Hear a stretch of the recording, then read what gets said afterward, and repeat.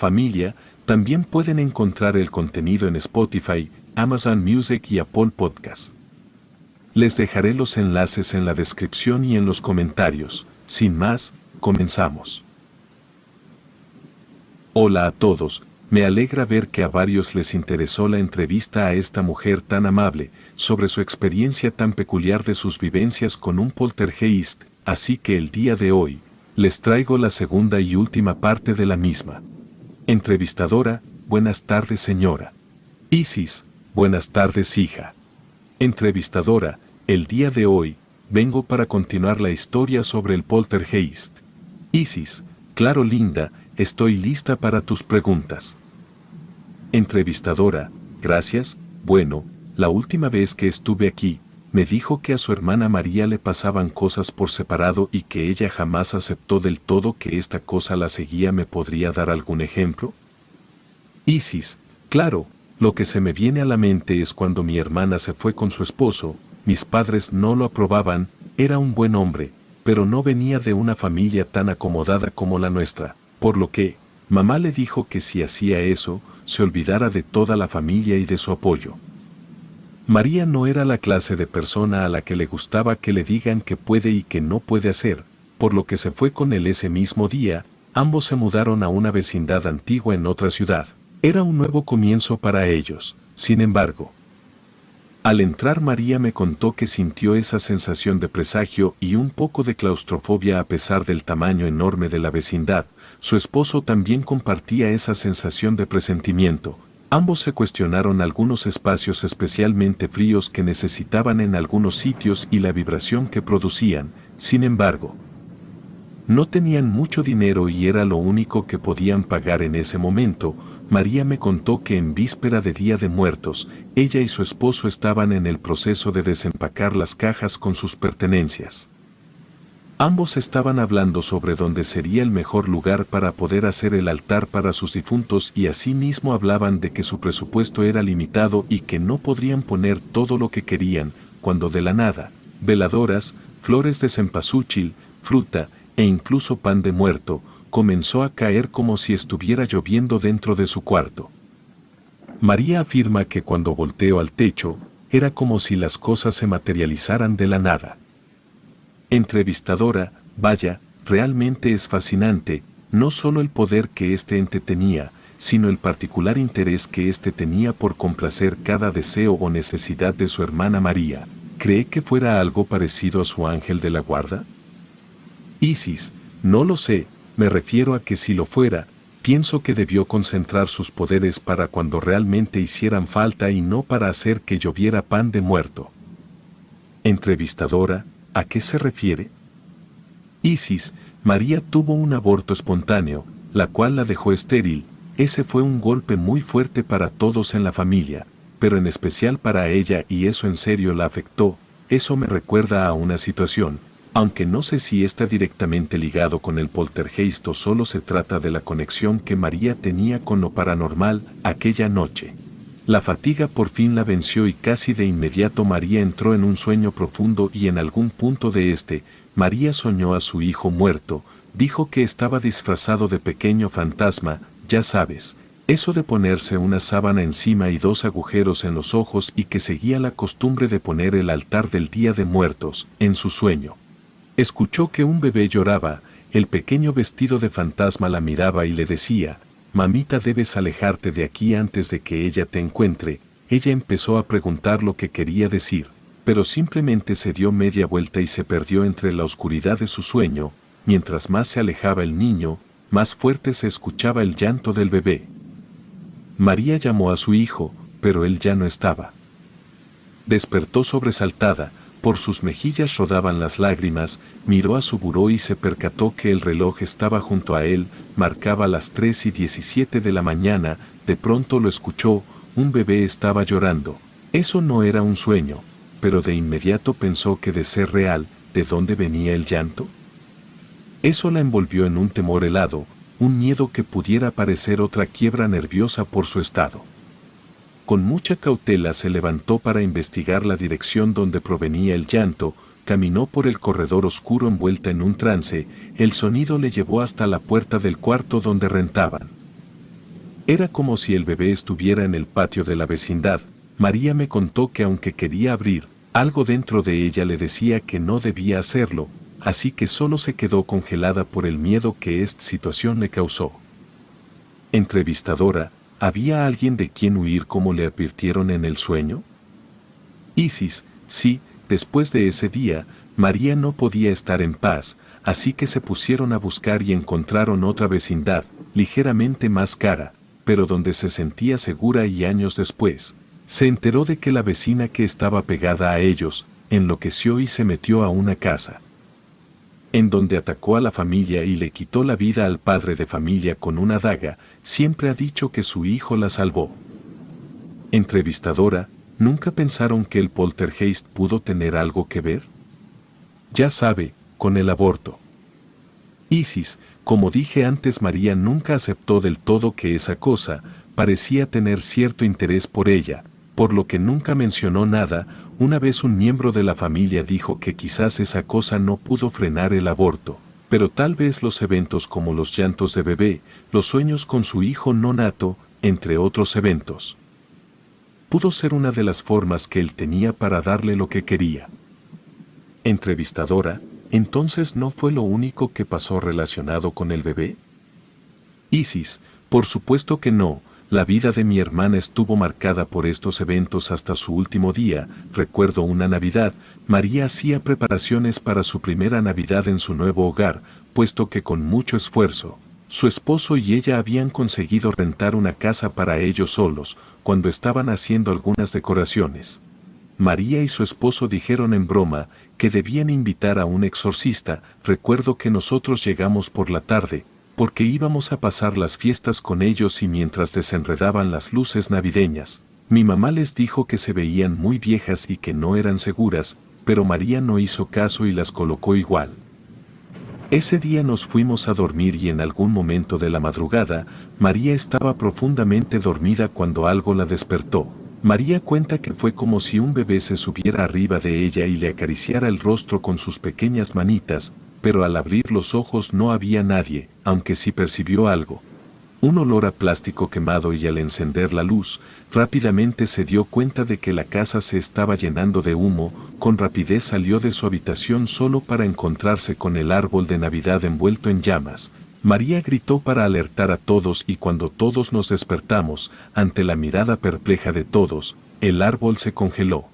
Así como lo escuchas, el fuego se extinguió porque el árbol se congeló y no sabíamos cómo reaccionar al respecto. Solo abrimos las ventanas para que saliera el humo, dando gracias a Dios porque fuera lo que fuera que hubiera pasado, nos salvó de lo que pudo ser una gran tragedia. Cuando pudimos pensarlo un poco mejor, todos estuvimos de acuerdo que durante la conmoción, todos habíamos escuchado a un bebé llorando hasta que el árbol se congeló. Pero lo extraño era que no había bebés en ese momento en la familia. Entrevistadora: vaya, eso debió ser aterrador. Realmente fue un milagro que la persona que parecía controlar el poltergeist se hubiese dado cuenta. Bueno, con ayuda, eso me lleva a la siguiente pregunta. ¿Alguna vez intentaron contactarlo de alguna manera? Isis: sí, justo a eso iba. María afirmaba que la casa estaba embrujada o ella estaba clínicamente demente. Como dije antes, se negaba a mencionar a este poltergeist como suyo. Entonces llamaron a un psíquico. En aquel entonces María me pidió que estuviera con ella durante esa visita, puesto que ella y yo habíamos vivido más cosas de ese estilo juntas. Recuerdo que aquel hombre llegó con un cierto aire de escepticismo. Supongo que no puedo culparlo. Muchos llaman a un psíquico solo por algún crujido extraño o sugestión por haber visto una película de terror. Por lo que yo creo que quizás recibía muchos casos en donde no había nada paranormal y sentía que este era uno de esos múltiples casos. Empezó en el cuarto de mi hermana, puesto que ahí era donde pasaban más cosas, y como más adelante lo describiría, se quedó estupefacto ante la vibración que sentía y trató de salir lo más pronto posible, porque sentía que las paredes se juntaban y lo atrapaban entre ellas. Recibió la misma impresión en el segundo piso, pero ahí se trataba más bien de aflicción y dolor agudísimo. Dijo también que afuera de la casa ya no sintió tanta claustrofobia. Sin embargo, en la estancia casi no podía contener la necesidad de llorar y calmar en agonía. Entrevistadora: pero, ¿ustedes nunca sintieron esos sentimientos negativos, o sí? Isis: no, para nada, aunque nunca se lo dije a María, siempre he creído que estaba celoso o molesto, me refiero a que le ha dado todo lo que María pedía por años e incluso le había salvado la vida, probablemente en más de una ocasión, y María se lo pagaba trayendo a un psíquico, experto en exorcismos. Creo que más de uno estaría ofendido si se quisieran deshacer de él, pero son solo ideas mías, quizás solo el hombre no le cayó bien y solo quería deshacerse de él a toda costa. Entrevistadora: ¿y el psíquico solo se asustó y se fue? Isis: por supuesto que no, el hombre era bastante profesional, al menos en ese momento, nos reunió en un círculo alrededor de la mesa en la estancia y nos hizo unir las manos, ya sabes, al puro estilo de una película de terror, y mientras lo hacíamos, este hombre comenzó a entrar en un estado de trance. Todo era inquietud excepto por la respiración tenue y rítmica. El psíquico le decía que no podía comprender exactamente qué es lo que era y que se comunicara para hacernos saber qué era lo que deseaba o por qué nos había estado acechando. Cabe destacar que, para ese momento, él no sabía que al menos yo estaba segura que era la misma cosa que nos había seguido desde aquel día en la casa de Acapulco. Recuerdo bien que una corriente de aire frío atravesó el círculo y después un olor a humo impregnó la habitación, pero también venía acompañado de un claro olor a carne quemada. El ambiente se sintió cargado de electricidad y todos nosotros sentimos que nos hormigueaba el cráneo y los vellos de los brazos se nos erizaban. En ese momento ya habíamos puesto un árbol de Navidad nuevo, con luces nuevas, por lo que no había manera en la que éstas fallaran. Sin embargo, en ese momento, las luces del árbol empezaron a tintinear de manera frenética, y ni siquiera estaban conectadas. Además, la televisión se encendió. Se subió todo el volumen y los canales comenzaron a cambiarse aleatoriamente y de una manera muy rápida, además de que todo lo electrónico de la casa se encendió, aunque no estuvieran enchufados. Había una batidora envuelta en un regalo de Navidad y esa también se encendió. Fue necesaria la voluntad colectiva de todo el grupo para lograr evitar la ruptura del círculo. Aquel hombre le dijo a la entidad que se detuviera, pero en ese momento, algo lo poseyó. Las pupilas de sus ojos se dilataron tanto que casi cubrían todo el ojo. Nunca olvidaré el sonido, era como si todos sus huesos se rompieran. Después miró a mi hermana y le sonrió mostrando todos sus dientes. Entonces María se asustó tanto que casi de manera instintiva gritó: por favor, esto no me gusta. En ese momento, todo volvió a la normalidad, como si nada hubiera pasado. En ese momento, el hombre se levantó y salió de la casa. Nunca volvió a recibir las llamadas, aun cuando mi hermana quería contactarlo para pagarle. Jamás lo volvimos a ver y nunca volvimos a tratar de contactar a lo que sea que fuera eso. Entrevistadora: me parece extraño que aunque tuvo la oportunidad de comunicarse con un cuerpo humano, solo lo usó para sonreír. Me hace pensar en que nunca le interesó comunicarse con ustedes. Probablemente solo quería estar cerca de María, para su propia satisfacción o algún beneficio que como humanos no podemos entender.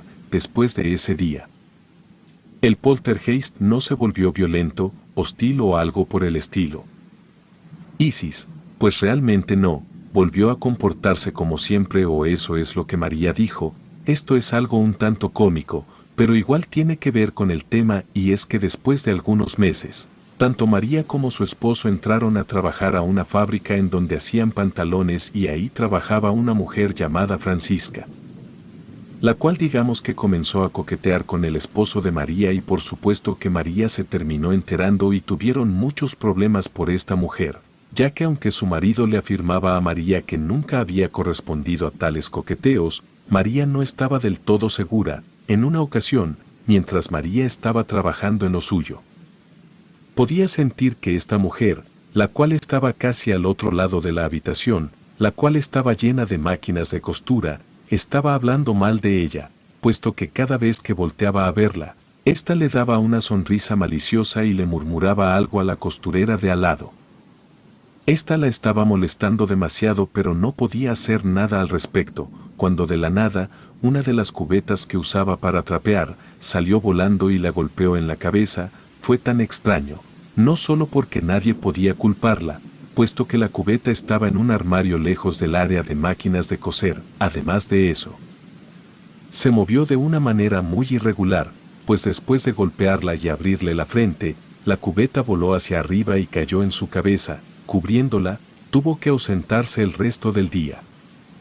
Entrevistadora: vaya, no me gustaría meterme con alguien que es la favorita de un poltergeist. Supongo que hasta cierto punto, tener ese tipo de, digámosle, poder. Tener este tipo de poder sería algo beneficioso en situaciones como estas. Isis: dudo que María lo viera de esa manera. Ella lo odiaba, pero creo que la aterraba más el recuerdo de lo que pasó el día que intentó contactarlo, que el odio que le podía tener, sin mencionar que no era como si el poltergeist tuviera filtros. Se lo tomaba todo muy literal. Al momento de este tipo de cosas, me refiero a las personas. Cuando llegó a atacar personas, era más como si hiciera lo que él creía mejor. Por ejemplo, lo que le terminó pasando a esta mujer, la cual obviamente no sabía con quién se estaba metiendo. Por eso yo siempre trato de tratar bien a todos. Me aterra pensar que alguien pueda tener a un poltergeist dispuesto a todo para complacer a su persona favorita, si era lo que mi hermana era para él, pero en fin.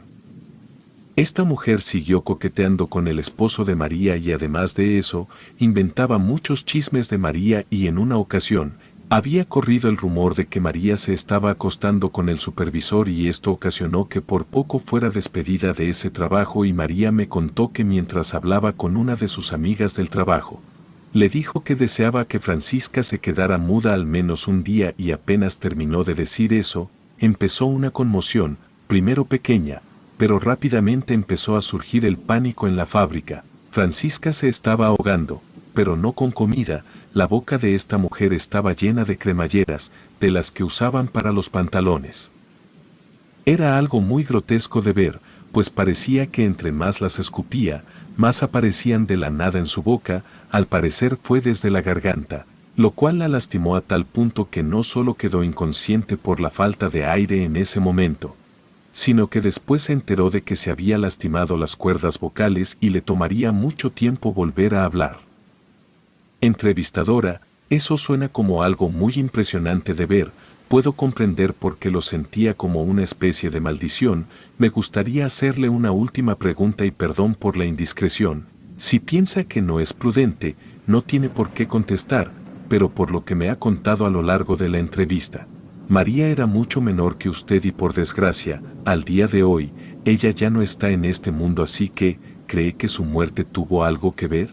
Isis: no, para nada. Dudo que el poltergeist quisiera hacerle un daño real. Mi hermana murió de un cáncer que era terminal cuando supo de su existencia, así que no hubo mucho que hacer al respecto. Pero ella aceptó la muerte con dignidad, aunque yo estuve ahí el día en el que murió y puedo decirte que ese poltergeist sufrió y se molestó. Nunca olvidaré cuando mi hermana murió. Toda la casa retumbó, fue horrible. Primero pensé que era un temblor, el más fuerte que yo había vivido, pero pronto me di cuenta que solo estaba pasando en la casa. Todas las figuras de cerámica, espejos, cuadros e incluso 2 ventanas explotaron y el ambiente era de mucho dolor. No sé por qué ese poltergeist escogió a mi hermana, pero sé que sufrió cuando se fue. Después, como te dije, aún siguió con la familia, pero dejó de manifestarse gradualmente hasta que no notamos que se fue para siempre.